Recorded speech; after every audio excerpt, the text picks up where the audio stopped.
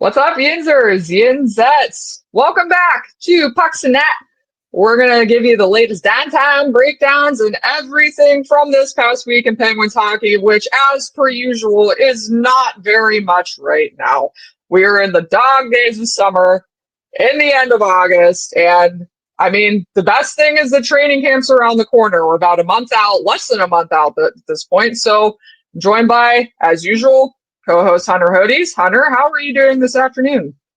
We're almost to September, which is fun. College football started this past weekend. My college plays this upcoming weekend. I'm very excited. Then the NFL season is going to start the following week. And then before you know it, training camp will be here. It's literally 3.5 weeks away, just about. It feels like it's a little less than a month. So we're getting there. We're almost there.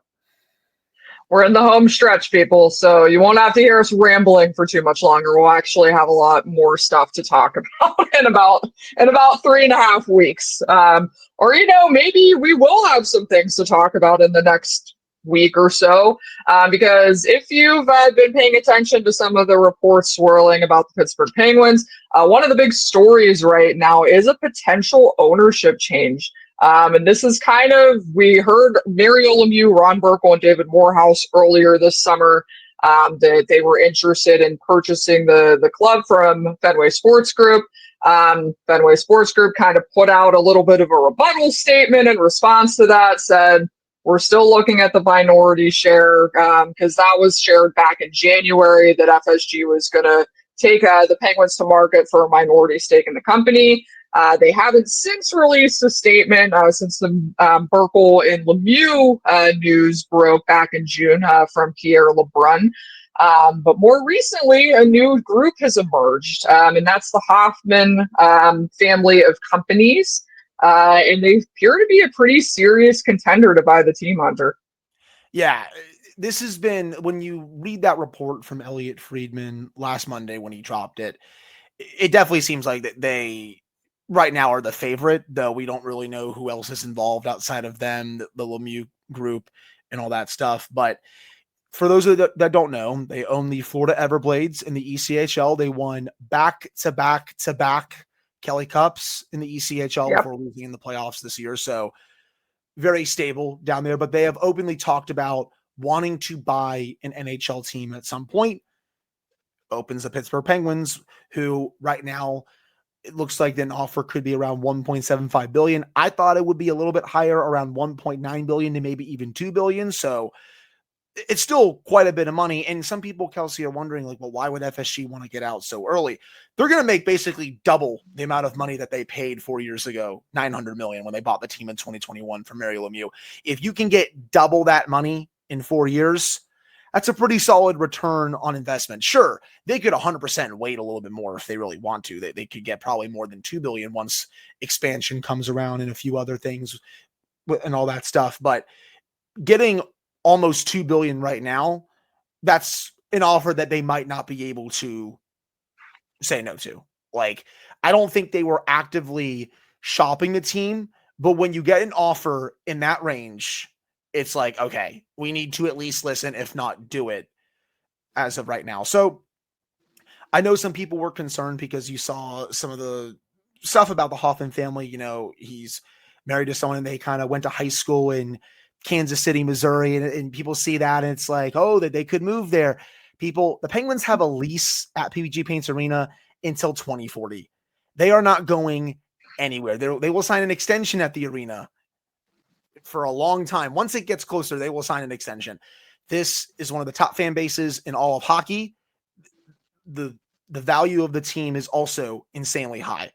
They are not going to relocate this team. I have to nip that in the bud a little bit as well. But the thing Yeah. that does get me at least a little bit excited about a potential change here, it's that family aspect. I feel like the Penguins have kind of lost that since FSG took over. And I think FSG is a little bit overhated to me.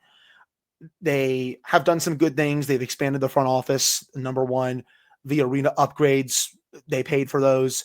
Number three, they still spend to the cap virtually every year except this year, but there was no need for the Penguins to spend to the cap this year because they are very much in a rebuild. But they still have given a lot of money to this organization. Is the team a bit more corporate right now? Yes, and I do think that is a bit annoying. But if that changes and you bring in this new group, it just seems like the typical run-of-the-mill family that they're big hockey fans. They have success at the ECHL level, and they want to bring that type of success to the NHL level. Obviously, we all know the ECHL and the NHL, two completely different leagues with and all that other stuff. But it seems like they want to win, and they are committed to bringing in stability. At least that's from everything that I've read up on them. So we'll see what happens here. I don't think Elliott would have dropped that story unless it was at least semi-close, but nothing is done until it's done. I will say it would probably behoove FSG and the Hoffmann family to probably get this done before the season starts or after. Yeah. I think during the season, this isn't for the players. I think it like for the management staff, everyone in the organization, that's not the players. I think it's a little awkward. Like you don't want like changing bosses like during a season, especially if you're like in the front office and all that stuff. So I feel like they would want to get this done either sooner rather than later, or, kind of punt this until maybe next summer or something like that. Well, hey, you do say that, but if you remember correctly, FSG bought the Penguins midseason. That happened, December 2021. So I guess you never know. But I agree with you. I think this is probably something they want to get done sooner rather than later, before training camp, because there are complications that arise mid-season with an ownership change. And especially since the Penguins are already kind of marred in this transitional period, it's probably not the best thing for them to have to deal with that mid-season while dealing with everything else they're dealing with in the midst of this transition. You mentioned the family aspect. I think this is an intriguing part about this because David Hoffmann is the CEO and the owner of the Hoffmann Family of Companies. Apparently, his eldest son is interested in kind of having a stake in it too. So, I kind of already see where this is going. Like you said, it's similar to that family dynamic that maybe has been lacking from the Penguins the past couple of years with FSG. Now, I do agree with you. I think FSG has invested a lot in this team, and that can't go unnoticed. And Tom Kostopoulos, director player development for the Penguins, talked about this, after development camp. He said and confirmed, and Kyle Dubas has said the same thing, that, ownership is giving them a lot of leverage and a lot of dollars to really invest in the team and invest in the staff, expand the staff. The staff has, especially the development staff, has expanded exponentially since FSG has come into the picture. So, I'm not going to sit here and say that FSG has been a bad ownership group for the Penguins. They came in at a time when the Penguins were probably going to be ready to transition anyway. The fall off was always inevitable for the team and just where they're at. So in terms of competitiveness, I don't think there's any semblance on the ownership group and what's happening with the state of the team, I guess. But what I will say, I do think that having that aspect of family and just that aspect of community that the Lemieux group brought might be a nice welcome change for the Penguins. Because honestly, at the end of the day, for Fenway Sports Group, it's about dollars. It's about the money. And for a corporation as big as Fenway, that just is what it is at the end of the day. Tom Warner and John Henry, both who are the chairman of FSG, both really do care about the product in Pittsburgh, and they want to see this team be a competitor again. But at the end of the day, like you said, if there's an offer that big on the table and they have the chance to sell a majority share in this team for twice what they bought it for, twice plus possibly, why wouldn't they take that at the end of the day? Right. And they also have they have other things going on too. The Red Sox are their baby. Like everyone knows that. Yeah. Their Liverpool just won the Premier League this past year, and they have spent a lot of money, and they are trying to spend more.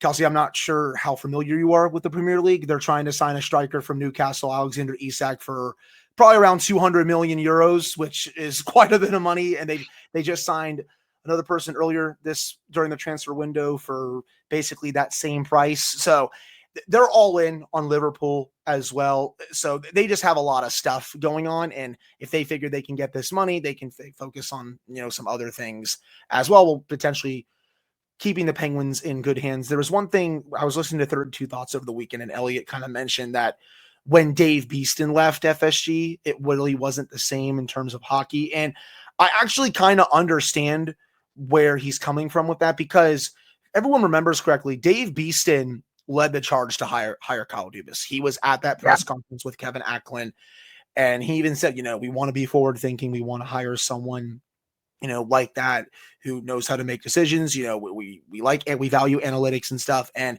he was waiting for Dubas to be made available before interviewing him. And then of course they met, Tom Werner and John Henry and all that, but he was the one that led the charge. You could tell that he really, valued the Penguins. He was around, it felt like, quite a bit. And then, once he's left, it just like that's the stuff that happens. So I did want to briefly touch on that, because he really did lead the charge in the GM search.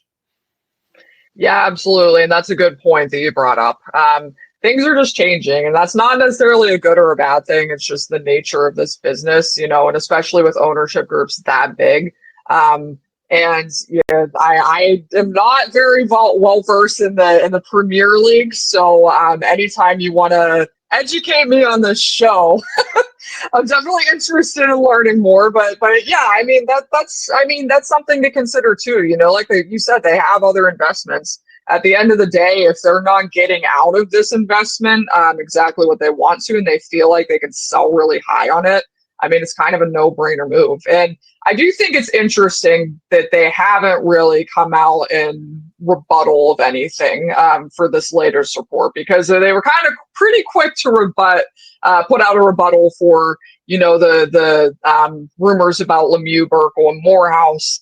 We haven't heard any such thing so far, but at the very least, this is interesting. It's definitely a story to keep an eye on. It seems like talks are pretty advanced, pretty serious. So we'll see how this progresses over the next couple weeks, and if it's something that happens prior to the season, especially since FSG has, like I said, up to this point, maintained that they're interested in a minority stake. So good stuff. We'll actually transition into the next thing here. So another piece of news from the last week is that Bryan Rust was invited to the U.S. Olympic orientation camp. And if you look at this roster, there's some pretty serious talent on Team USA's roster. Of course, Mike Sullivan is coaching Team USA at the Olympics in Milan in 2026. Something to look forward to this season. But let's talk about this for a second, because I think it's no secret at this point that Bryan Rust has been one of the more underrated players in hockey for most of his career. And he was just coming off a career season, 31 goals. And, if you look up and down this roster, I wouldn't say Rust is one of the standouts, but it's mildly interesting that he got the invite with Mike Sullivan as head coach. Rust also brings some versatility, some leadership qualities. So, Hunter, what are your thoughts on just Rust getting this invite to orientation camp? And what do you think his chances are of actually cracking the roster for Team USA? I think for the orientation camp, it's very well deserved. You bring 44 players there. You can see how he does, even though it's just a small camp where I think everyone is still getting to know each other and all that. I think the big thing is going to be, how he does this year. But in terms of his actual chances to crack the roster, in my opinion, with how deep USA hockey is right now, I don't think he's going to get it. The only way he gets in is as a reserve to me, because even you look at the USA roster at the Four Nations, I don't know who he is better than at this point. You want to argue, Chris Kreider, Brock Nelson, Vince Trocheck. Okay, that's fine. But I don't think any of those three players should have been on that team. I think they should have brought a few other guys like a Tage Thompson, who I expect to be there this time after the moment that he had at the World Championships this past summer. I think Cole Caulfield, someone like Jason Robertson, Clayton Keller, I also think have good shots at being there.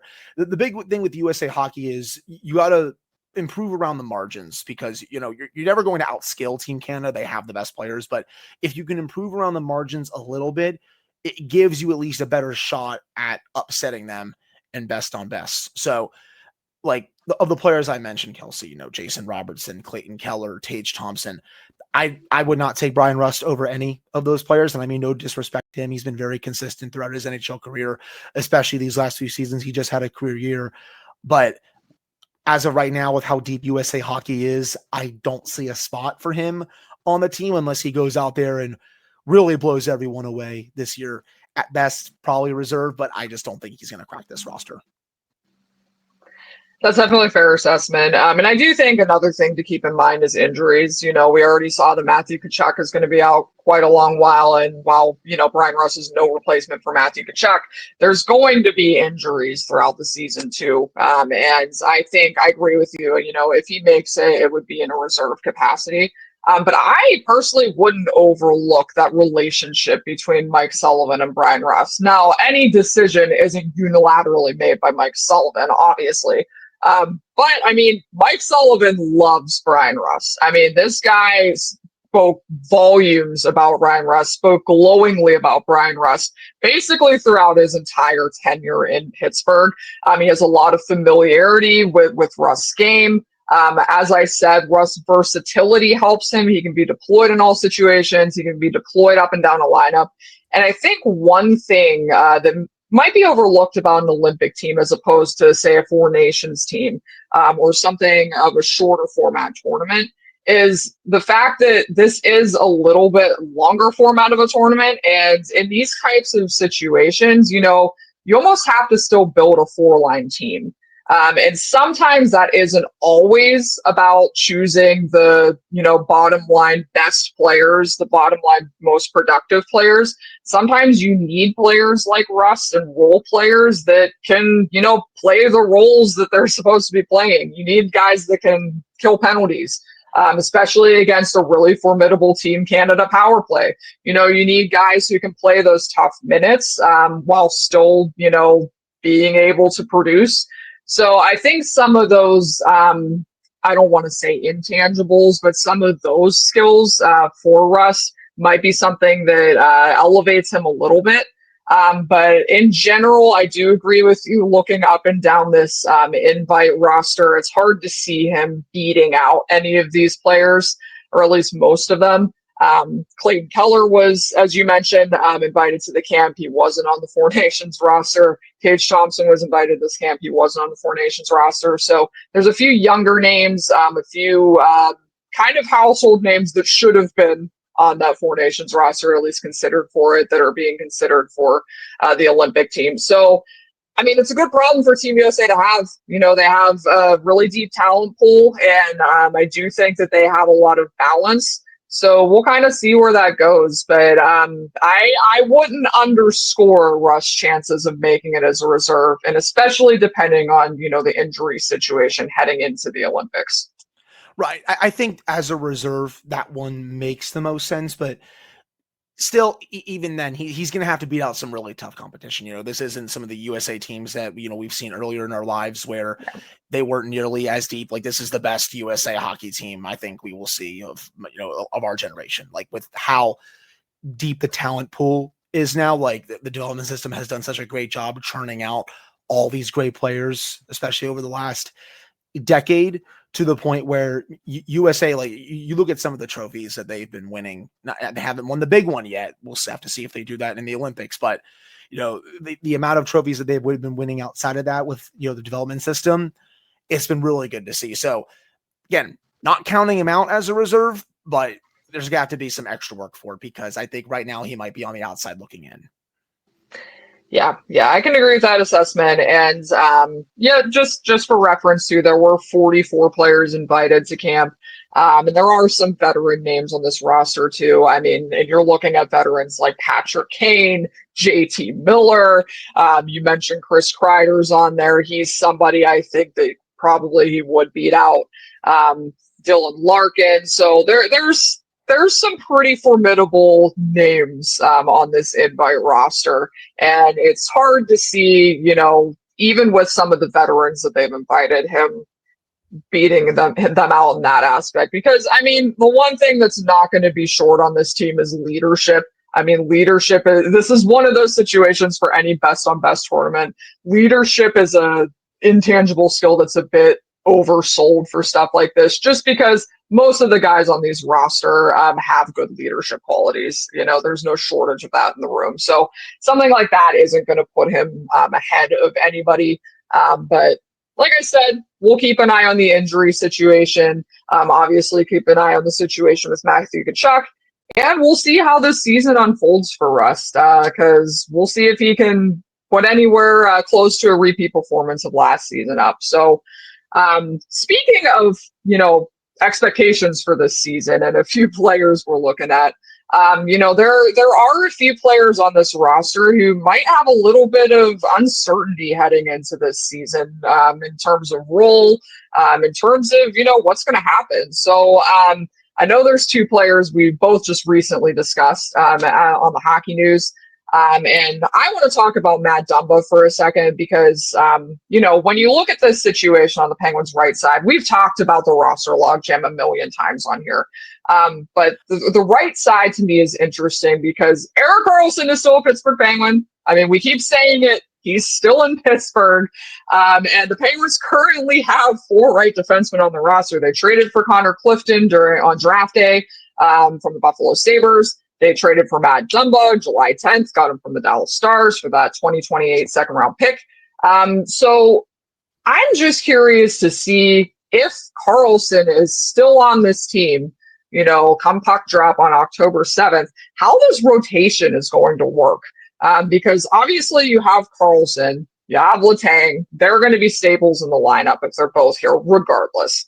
But then you have Clifton and you have Dumba. And I mean, if we're following the pattern of what Kyle Dubas has done with some of these acquisitions over the last couple seasons, especially last season, some of his signings. Both of these guys are on expiring contracts. Dumba makes $3.75 million. Ideally, you'd like to flip these guys at the deadline for anything if you can. So I'm just curious what your thoughts are on just what this split might look like. If Erik Karlsson is still in Pittsburgh, does Dumba get most of those bottom pair minutes? Do you think they kind of lean into Clifton more? Do you think you see this as kind of somebody playing their offside? How is this going to work with the Penguins and their defensive situation here? Yeah, I mean, I think it might be a bit of both. If Karlsson is still there to start the season, he has to take the top pairing minutes. I think that's pretty obvious. I mean, no disrespect to Chris Letang, who I have, loved throughout his entire career. I just don't think he can handle some of those top minutes anymore. And I think if you ease him down to a second pair role, I think that would be better for him this year. And then for the third pair, you kind of just have maybe a small training camp competition between Clifton and Dumba. And then, hey, what if Harrison Brunick goes in there and has another great camp, and then it makes the decision even tougher, where maybe it makes one of those guys expendable by chance, where you have a John Marino repeat situation where you have to trade one of those veterans at the start of the season.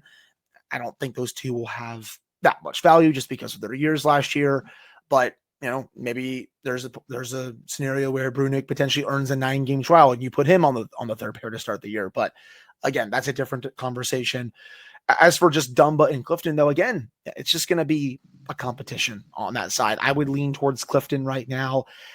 Dumba last year was so bad that he couldn't even crack the lineup for the playoffs. And that was a really good Dallas Stars team. I know he's coming to a new situation here, but it is scary, Kelsey, because he's still very much in his early 30s and he looked completely cooked last year. And again, I know the Penguins are going to try to rehab him to maybe try to get his game back up to a little bit more respectable so they can try to flip him in that deadline. Connor Clifton's kind of the same way, though. I think Clifton was better than Dumba last year, but again, the bar was really, really low because Clifton wasn't that good for the Sabres last year. How do I want to say this? I think Clifton has a better chance of getting traded at the deadline right now than Dumba. Maybe one of those guys gets to pair on their offside if they really feel like it. You're going to have the competition on the left side as well, especially, who gets those top pairing minutes. I think right now that might have to go to Parker Weatherspoon. On a contender, he's a third pair guy. On the Penguins team, he's have to be someone that's going to take top or second pair of minutes. I think I probably trust him the most right now to play with Erik Karlsson, and we haven't even seen any data to suggest that. It just goes to show how much work the left side still needs. Owen Pickering I like, but I don't know if he's ready for top pairing minutes with Erik Karlsson. That's for sure. So, yeah, I think it's both. A competition in there on that right side, and then maybe a little bit on the left side as well, where one of those players can play on the offside. I talked about this on Locked On today. The Penguins, the forward group right now, I think they're going to score quite a bit this year. It's just, I hope everyone takes the over because the team defense and the goaltending are not good. And I think you might see a lot of 5-4, 6-5 games. Yeah, we'll see a lot of races to the finish this year, that's for sure. Yeah, just to delve in a little bit to the kind of season Dumba had last year. So he had a minus 7.3 defensive rating, according to Hockey Stat Cards. That was the 11th worst mark in the NHL last season. But I think, interestingly enough, now obviously this data has to be taken with a grain of salt because the situations were very different. Dumba was mostly, working bottom pair minutes with the Dallas Stars. Chris Letang was working top pair minutes with the Pittsburgh Penguins against much better competition. But it is interesting that, Dumba's Corsi expected goal share, high danger chances for share, were all higher than that of Chris Letang last season on a bottom pairing. Obviously, again, against lesser competition. But, I think the fact that Dumba's only 31 could work for or against him. As you said, he looked pretty cooked last season. And being that he is 31, that's not ancient or anything. We're not talking about a 38-year-old defenseman. We're talking about a 31-year-old defenseman. And, it wasn't just last season. This has been a couple years now. Really, we haven't seen him at the peak of his play since his days with the Minnesota Wild. And even the end of his tenure in Minnesota was a little bit rocky. So a whole lot of full-on bounce back by Matt Dumba, I think, is really big wishful thinking at this point. But I do think, in a situation where the Penguins are in, there's not as much pressure as there is in Dallas. Dallas is one of the more serious cup contenders in the league. Dumba's coming into a situation where there isn't as much pressure to perform. But, there's still going to be pressure for him to get playing time, as kind of highlighted. So it's a little bit of a different kind of pressure. So I'll be interested to see how he responds to that, how that battle in training camp goes, and how everything shakes out. Because I agree with you. I think at this point, if you're going by, just raw performance, Clifton probably has the edge right now. But you have Brunick, you have Jack St. Ivany, you have a couple other guys in the mix who could be pushing for that bottom pair spot on the right side. So it'll be really interesting to see the defensive situation shake out in camp. But I know another player you wrote about a transition to the forward front is Kevin Hayes. And this is somebody that not a whole lot of people were talking about. I think when they're creating mock lineups for next season, when you're trying to figure out what the heck the Penguins are going to do with all the forwards they have on their roster, where does Kevin Hayes fit in, Hunter? Well, yeah, I decided to write up about him late last night into early today. You're right. No one's really talking about him going into this season, and I get it. He's in his 30s. Everyone is excited about, the shiny new toys of Rucker McGroarty and Billy Koivu and, Anthony Mantha coming over, and, you re-sign Thomas, Connor Dewey, you bring in, Justin Brazeau, but Kevin Hayes is also still there, has a year left on his contract, and I wrote about, what his role could be for this season, and it's kind of similar to last season where you don't need to play him every game, which they didn't, Kelsey. He was hurt a little bit at times, but he was also healthy scratched by Mike Sullivan just because he felt like that there were better players to play at times. But even in 64 games, he had 13 goals and 23 points. If Kevin Hayes gives you 13 goals once again for this season, I guarantee you someone will try to trade for him at the trade deadline, especially on an expiring contract. Teams are always looking for depth players at the deadline, especially someone who can play center.